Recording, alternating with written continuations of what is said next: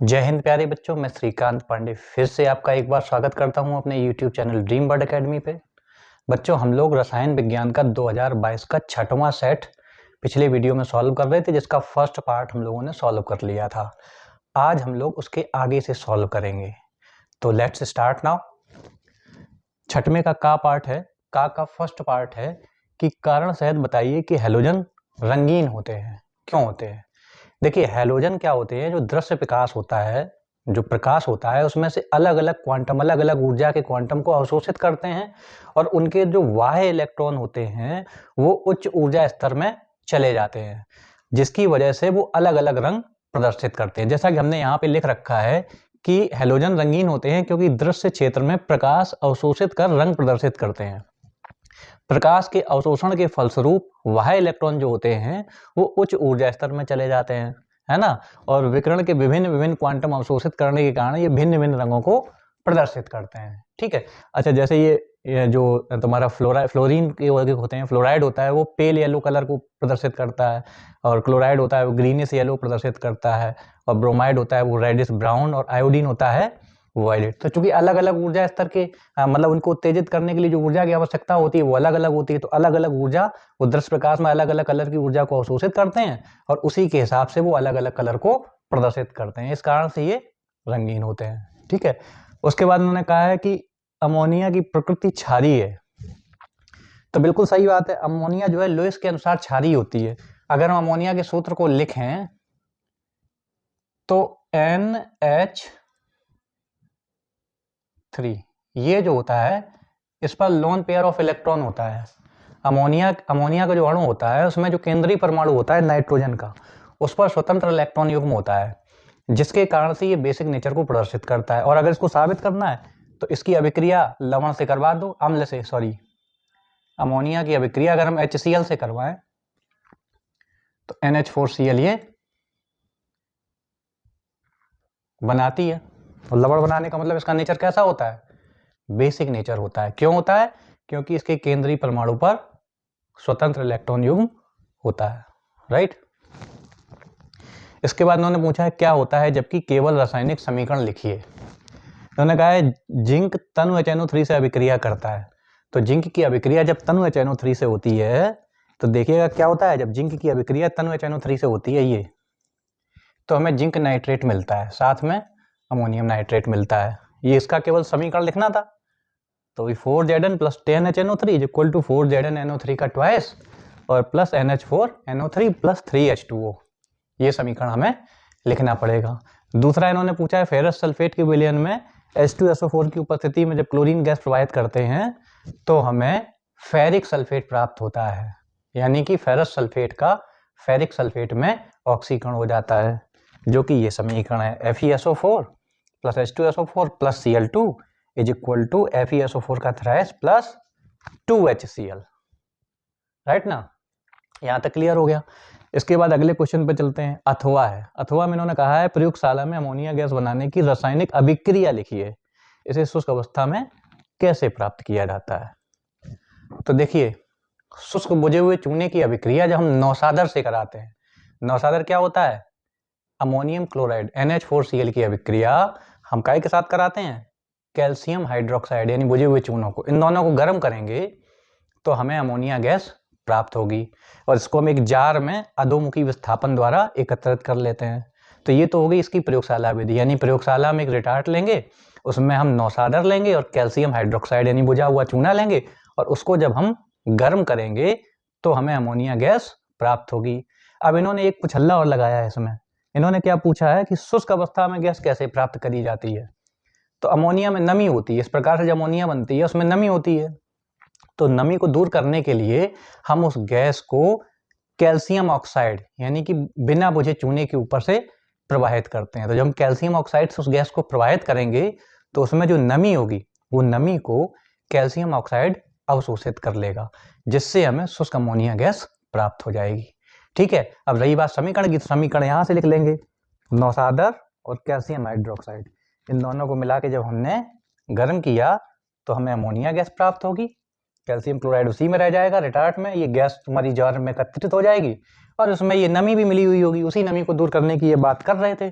तो उसको हम कैल्शियम ऑक्साइड यानी चूने के ऊपर, बिना बुझे चूने के ऊपर प्रवाहित करेंगे और नमी को खींच लेगा और जिसकी वजह से हमें शुष्क गैस प्राप्त हो जाएगी। इसके बाद इन्होंने कहा है अमोनिया अणु की चतुष्फलकीय आकृति को समझाइए।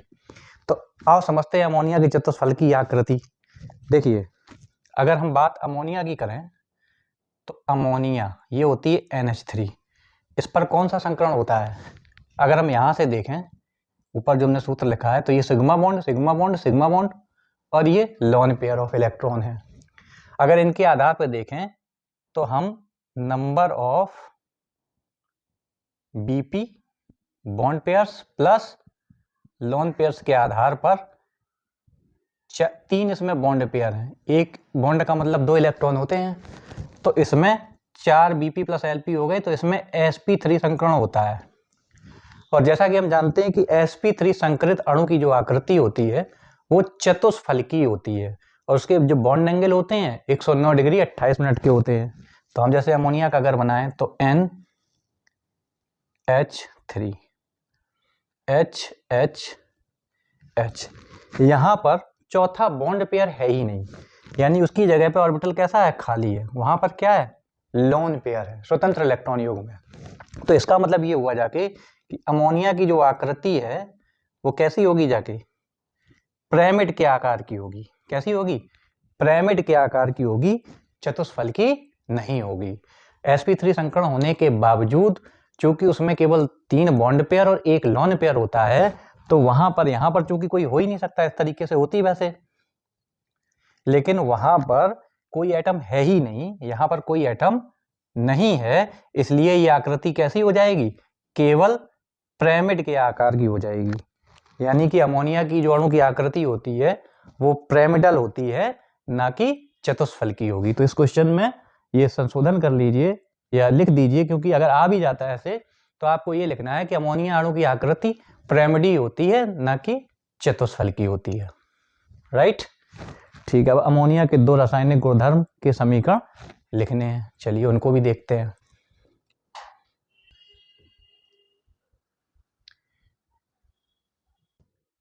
अमोनिया के 2 रासायनिक गुणधर्म के समीकरण अगले क्वेश्चन में इन्होंने पूछे हैं। तो देखिए, अमोनिया की जब हम H2SO4 से क्रिया कराते हैं तो इसका अम्लीय लक्षण क्षारीय लक्षण प्रदर्शित होती है और ये अम्लों के साथ क्रिया करके लवण बनाती है। जैसे अगर हम इसकी अभिक्रिया H2SO4 से करवाएंगे तो हमें अमोनियम सल्फेट प्राप्त होगा। क्या चीज प्राप्त होगी? अमोनियम सल्फेट प्राप्त होगी। और दूसरा इन्होंने 2 प्रॉपर्टीज पूछी हैं, तो हम इसमें आपको 2 बहुत महत्वपूर्ण इसकी प्रॉपर्टीज बताए दे रहे हैं। पहला तो ये है कि अमोनिया की क्रिया कम मात्रा में हम अमोनिया लें और अधिक मात्रा में हम क्लोरीन लें। अगर कम मात्रा में अमोनिया लें और अधिक मात्रा में क्लोरीन लें तो हमें NCl3 प्राप्त होता है, नाइट्रोजन ट्राई क्लोराइड प्राप्त होता है। ठीक है। और अगर हम इसका उल्टा कर दें, यानी अमोनिया का अधिक कर दें और क्लोरीन की कम मात्रा कर दें, तो हमें नाइट्रोजन गैस प्राप्त होती है। क्या प्राप्त होती है? नाइट्रोजन गैस प्राप्त होती है, साथ में नौसादर यानी कि अमोनियम क्लोराइड मिलता है। ठीक है, यहां तक ये इसके 2 गुणधर्म के समीकरण हो गए। वो तो गए 3। ठीक है, ये दोनों बहुत पूछे जाते हैं बोर्ड्स एग्जाम में, तो इनको अच्छे से एक बार तैयार कर लीजिए। क्लोरीन की एक बार कम मात्रा है यहाँ पर और एक बार है क्लोरीन की अधिक मात्रा, अमोनिया की कम मात्रा। तो जब अमोनिया की कम मात्रा लेंगे, क्लोरीन की अधिक लेंगे, तो हमें NCl3 मिलेगा, और जब क्लोरीन की कम लेंगे और अमोनिया की अधिक लेंगे तो हमें नाइट्रोजन गैस मिलेगी। ठीक है बच्चा। अब ना 6वें कक्षा है, इसका फर्स्ट पार्ट है, निम्नलिखित के IUPAC पद्धति में नाम लिखिए। तो लिखो भैया, IUPAC पद्धति में क्या है? 6वें के खा का फर्स्ट पार्ट। तो देखिए क्या लिखा है, CH3। ये जिस तरीके से लिखा है इसको हम खोल के लिख रहे हैं, जैसे CH3OCH के बाद CH3 का ट्वाइस है, तो इसको हम ओपन कर दे रहे हैं। देखिए किस तरह से, CH3O तो ये हो गया इतना, CH3O, उसके बाद सिंगल बॉन्ड C है और फिर CH3 का ट्वाइस है, तो एक तो वैलेंसी H से हो गई और CH3 का ट्वाइस, तो एक तरफ ये CH3 हमने लिख दिया और इसको ओपन करके लिख दे रहे हैं ये CH3, यानी इस फॉर्मूलाज को हमने इस तरीके से लिख दिया। अब इसमें हम नंबरिंग करेंगे तो मेन चेन हो जाएगी 1, 2 एंड 3। तो 2 नंबर पे OCH3 जुड़ा है यानी मेथॉक्सी जुड़ा है, तो इसका नाम हो जाएगा 2 मेथॉक्सी, और ये चेन क्या है, प्रोपेन।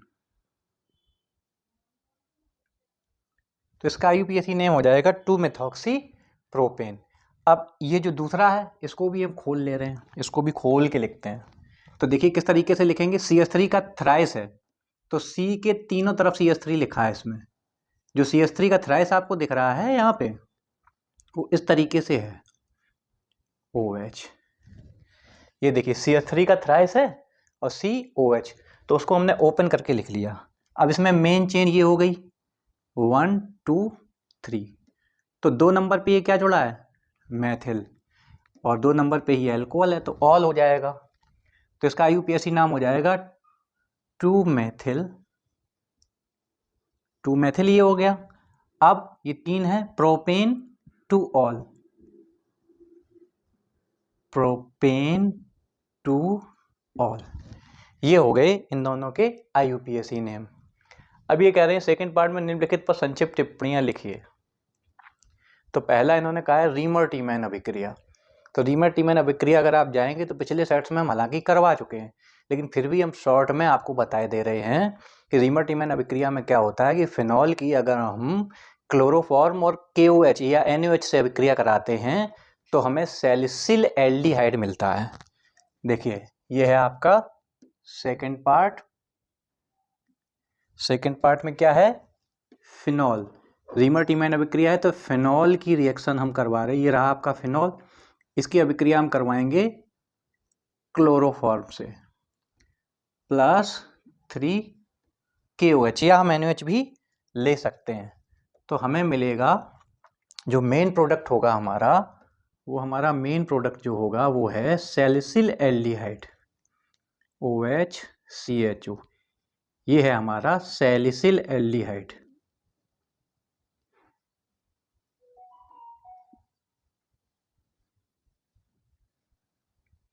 ये सैलिसिल एल्डिहाइड +3 KCl +3H2, ये हमारा मेन प्रोडक्ट हो जाएगा। ठीक है, यहाँ पर 2H2O होंगे +2H2O, राइट। तो ये रीमर-टीमैन अभिक्रिया हो गई। अब इन्होंने कहा असममित ईथर क्या होते हैं, तो ये इसका इन्होंने असममित ईथर की बात करी है।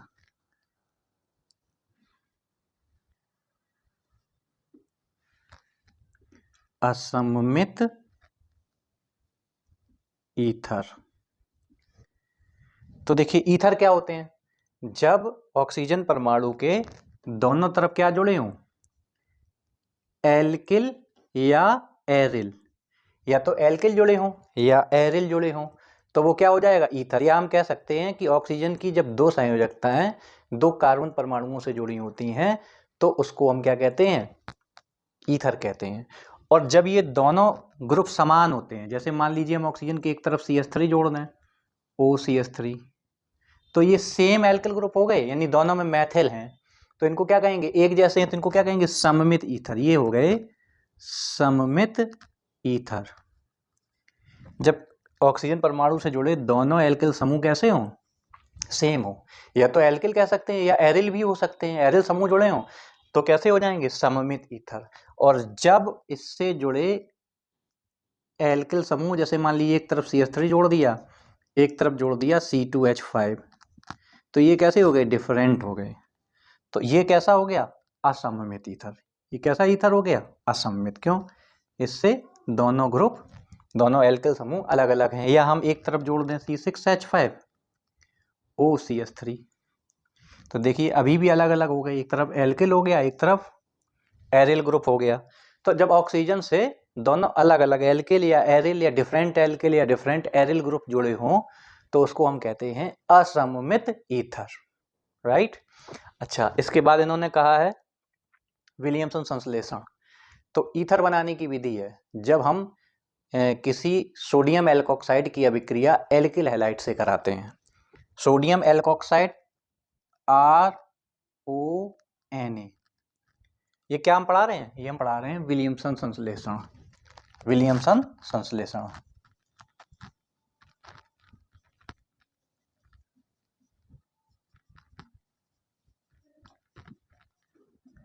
तो विलियमसन संश्लेषण से क्या होता है? ईथर बनते हैं। तो इसमें क्या कराते हैं? हम कराते हैं सोडियम एल्कोक्साइड की क्रिया किसी एल्किल हैलाइड से, RCl। तो इसके साथ हम जब अभिक्रिया कराते हैं तो यहाँ से NaCl निकल जाता है और हमारा ईथर बनता है। इससे हम सेम और अलग अलग ईथर बना सकते हैं। जैसे मान लीजिए यहाँ पर हमने C2H5ONa लिया, सोडियम एथॉक्साइड। इसकी अभिक्रिया हम करवा रहे हैं मैथिल क्लोराइड से। तो मैथिल क्लोराइड से अगर हमने अभिक्रिया करवाई तो ये NaCl यहाँ से निकल गया, तो C2H5OCH3। तो ये हुआ मैथिल एथिल ईथर। या इसका IUPAC नाम की अगर बात करें तो एथॉक्सी मेथेन हो जाएगा, सॉरी मेथॉक्सी एथेन हो जाएगा, राइट। तो इस विधि से हम लोग ईथर बनाते हैं, ठीक है ना। अब है छठवें का अथवा। तो इसमें क्या होता है, जबकि केवल रासायनिक समीकरण देने होते हैं और इसमें 5 समीकरण आपसे पूछे गए हैं, 1 2 3 4 और 5। तो पहला इन्होंने पूछा है कि फिनॉल की एस्टिक अम्ल से अभिक्रिया होती है। तो देखिए अम्ल और एल्कोहल की क्रिया से एस्टर बनते हैं। तो यहाँ पर ये हो गया अम्ल, ये हो गया एल्कोहल। तो अम्ल और एल्कोहल की क्रिया से एस्टर बनते हैं। तो यहाँ पर जो एस्टर बनेगा उसका नाम होगा methyl acetate, sorry ethyl acetate. देखिए CH3COOH ये है आपका एसिटिक अम्ल। क्या है? Acetic acid, acetic acid. इसकी अभिक्रिया हम करवा रहे हैं किससे? एथिल एल्कोहल से। तो HOC2H5 इसकी जो हम अभिक्रिया करा रहे हैं इसका नाम है एथिल एल्कोहल। इन दोनों की अभिक्रिया करवाएंगे तो जल का अणु निकल जाएगा और हमें प्राप्त होगा CH3COO C2H5 plus H2O, ethyl acetate.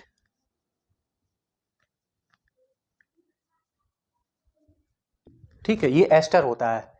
ठीक है, इसकी बिरादरी क्या है? एस्टर है। अम्ल और एल्कोहल की क्रिया से एस्टर बनते हैं। अच्छा, इसके बाद इन्होंने कहा है एनीसॉल का नाइट्रेशन होता है। तो एनीसॉल का नाइट्रेशन करो भैया। एनीसॉल का फार्मूला ही पहले पता हो। एनीसॉल का फार्मूला क्या होता है? एनीसॉल होता है methyl phenyl ether, methyl phenyl ether. ये हो गया फेनिल, ये हो गया मेथिल और बीच में ऑक्सीजन। तो ये हो गया मेथिल फेनिल ईथर, ये हो गया एनीसॉल। इसका हम नाइट्रेशन करेंगे तो नाइट्रेशन की वही कंडीशन होती है, कंसंट्रेटेड HNO3 और H2SO4 की उपस्थिति में। तो ये समूह आपका आर्थो पैरा डायरेक्टिव है। तो आर्थो और पैरा स्थान पे नाइट्रो समूह हमारे पहुंच जाएंगे। देखिए ये OCH3, तो हमें ऑर्थो प्रोडक्ट मिलेगा NO2, इसको कहेंगे ऑर्थो नाइट्रो एनीसॉल।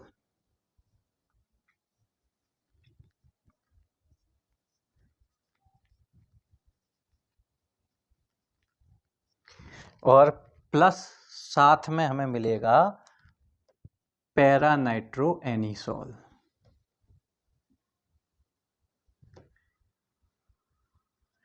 चूंकि ये O ऑक्सीजन है, OCH3 ग्रुप, ये आर्थो पैरा डायरेक्टिव होता है, यानी बेंजीन रिंग का क्या कर देता है? एक्टिवेशन कर देगा। तो इसका नाम हो गया पैरा नाइट्रो एनीसॉल। तो आर्थो नाइट्रो एनीसॉल और पैरा नाइट्रो एनीसॉल का मिश्रण हमें प्राप्त होता है। फिनाल की सांद्र नाइट्रिक अम्ल से अभिक्रिया होती है। तो हम लोग पहले ही बता चुके हैं फिनॉल की सांद्र नाइट्रिक अम्ल से अभिक्रिया होती है H2SO4 की उपस्थिति में, तो हमें पिक्रिक अम्ल प्राप्त होता है 2,4,6 ट्राई नाइट्रोफिनॉल। ये कई बार हो चुका है, ये कई बार हम लोग सॉल्व कर चुके हैं।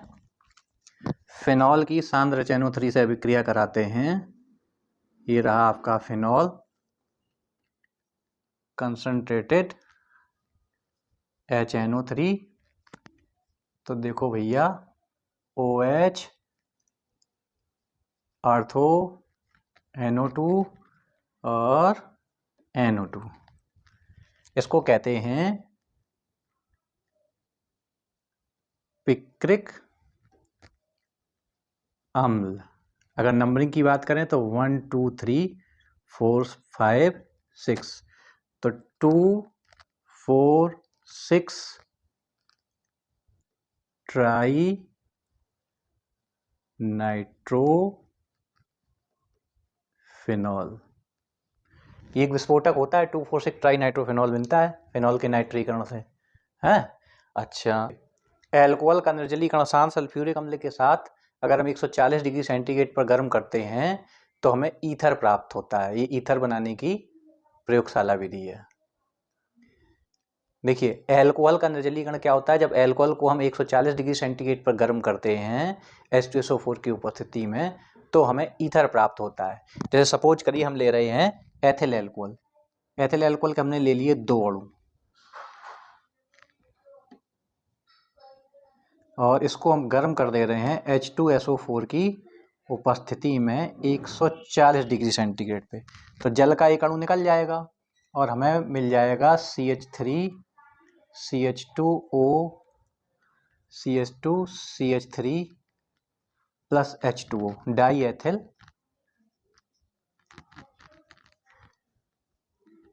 ठीक।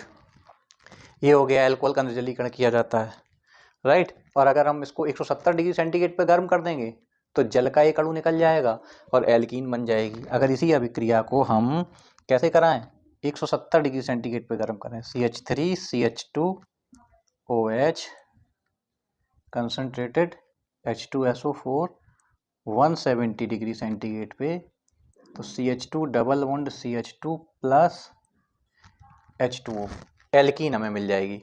तो निर्जलीकरण पूछा है, ऊपर वाली भी निर्जलीकरण है, नीचे वाली भी निर्जलीकरण है, आप जिसे चाहो उसे लिख सकते हो। आप बता सकते हो ईथर बनेगा और आप एल्कीन भी बना सकते हो।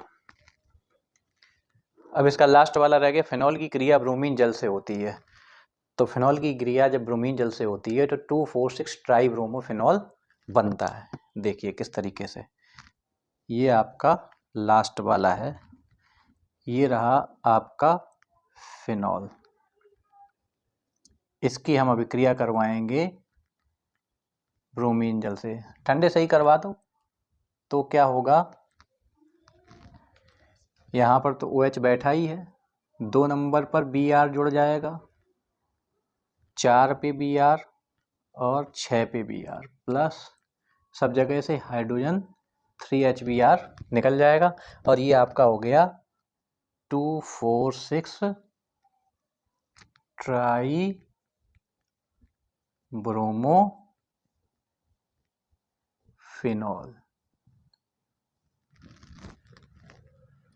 है ना।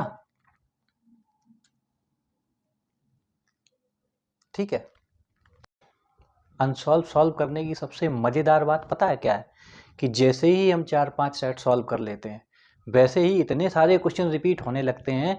यकीन मानो जैसे ही आप 10-15 सेट सॉल्व कर लोगे आपके मोर देन 75% क्वेश्चन रिपीट होने लगेंगे। और वही यहाँ पर शुरू हो गया। आज हम लोग 6वां सेट सॉल्व कर रहे हैं और देखिए ये 7वीं का जो क्वेश्चन है, इन्होंने कहा बोर्ड अभिक्रिया, बोर्ड फिटिंग अभिक्रिया, ग्रिग्नार्ड अपकर्मक और फिटिंग अभिक्रिया। इसमें ग्रिग्नार्ड अपकर्मक को अभी हम डिस्कस कर रहे हैं। बोर्ड फिटिंग और फिटिंग अभिक्रिया तीनों हम लोग, एक तो सेट जो तुम्हारा 5वां सेट था GL, ठीक इससे पहले वाला क्वेश्चन नंबर 7 का अथवा का, ये 3rd वीडियो में आपको मिल जाएगा। या तो आप 5वें सेट के 3rd वीडियो पे चले जाओ, वहां पर 7वें क्वेश्चन का पार्ट है, या फिर आप दूसरे सेट GI जो है उसमें 7वें के का पे चले जाओ, वहां भी 3rd वीडियो में, यानी 7वां क्वेश्चन हमारा तीसरे वीडियो में, तीसरे पार्ट में आ पाता है। तो दूसरे सेट में भी मिल जाएगा तीसरे वीडियो के और 5वें सेट में भी मिल जाएगा तीसरे वीडियो के। तो यहाँ पर ये हम आपको अच्छी तरीके से समझा चुके हैं। अब बात करते हैं ग्रिग्नार्ड अपकर्मक। ग्रिग्नार्ड अपकर्मक क्या होता है, एल्किल मैग्नीशियम हैलाइड RMgX, ये है ग्रिग्नार्ड अपकर्मक। या हम R की जगह AR भी ले सकते हैं। कोई भी एल्किल या एरिल ग्रुप को हम मैग्नीशियम धातु से जोड़ देंगे, जैसे आपका CH3 MgBr, ये भी ग्रिग्नार्ड अपकर्मक है। C6H5 MgCl, ये भी ग्रिग्नार्ड अपकर्मक है। यानी एल्किल या एरिल मैग्नीशियम हैलाइड को हम लोग ग्रिग्नार्ड अपकर्मक कहते हैं। इसकी खोज विक्टर ग्रिग्नार्ड ने की थी, राइट। तो ये क्वेश्चन आपका हो गया, पहले कई बार करवा चुके हैं। उसके बाद क्या होता है जबकि क्लोरोबेंजीन की अभिक्रिया होती है। इस क्वेश्चन को अभी तक 2022 के जितने भी प्रश्न पत्र आए हैं उसमें कम से कम 3 बार रिपीट हो चुका है। एक हम क्लू आपको दे रहे हैं, ये पहले सेट में ही आया था GH में, 7वीं का था। पहले सेट के तीसरे वीडियो में जब आप जाएंगे तो आपको ये क्वेश्चन मिल जाएगा। उसके बाद खा पार्ट पर जाते हैं तो संक्षिप्त टिप्पणी लिखिए। कैनिजारो अभिक्रिया एल्डोल संघनन, क्रॉस्ड एल्डोल संघनन कई बार कर चुके हैं, तीसरी बार आया है। पिछले सेट में ही इसको हमने अच्छे से सॉल्व किया है। 5वें सेट के तीसरे वीडियो में 7वीं का खा प्रश्न है, इसको हमने अच्छी तरीके से, कैनिजारो अभिक्रिया तो करीब 4 से 5 बार आ चुकी है, और एल्डोल संघनन, क्रॉस एल्डोल संघनन पिछले सेट में ही, ये तीनों के तीनों थे। हमने इसको पिछले सेट में बताया है। लास्ट वीडियो था 5वें सेट का तीसरा पार्ट, 3rd पार्ट पे आप जाएंगे वहां पे आपको अच्छे से डिटेल में मिल जाएगा। उसके बाद है अथवा टॉलेन अपकर्मक। टॉलेन अपकर्मक को हमने दूसरे सेट के तीसरे वीडियो में समझाया हुआ है। दूसरे सेट के तीसरे वीडियो में जाके वहां से आप टॉलेन अपकर्मक समझ सकते हैं।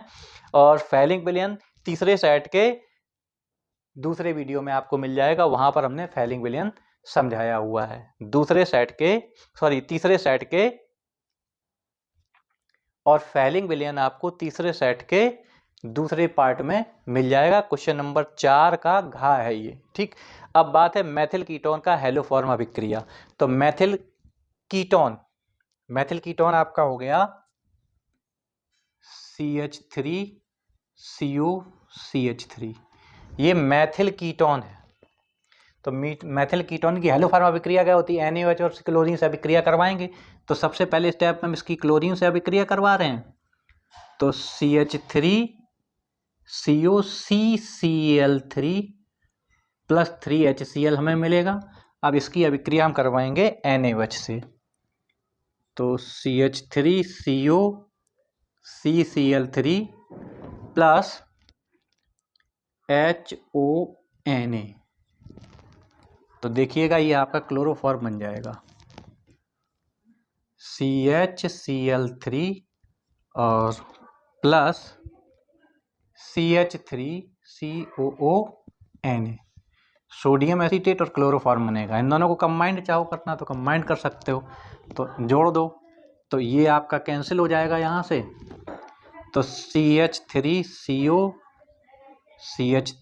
प्लस Cl2 प्लस ये 3Cl2 है, 3Cl2 plus NaOH is equal to CHCl3 plus 3HCl plus CH3COONA।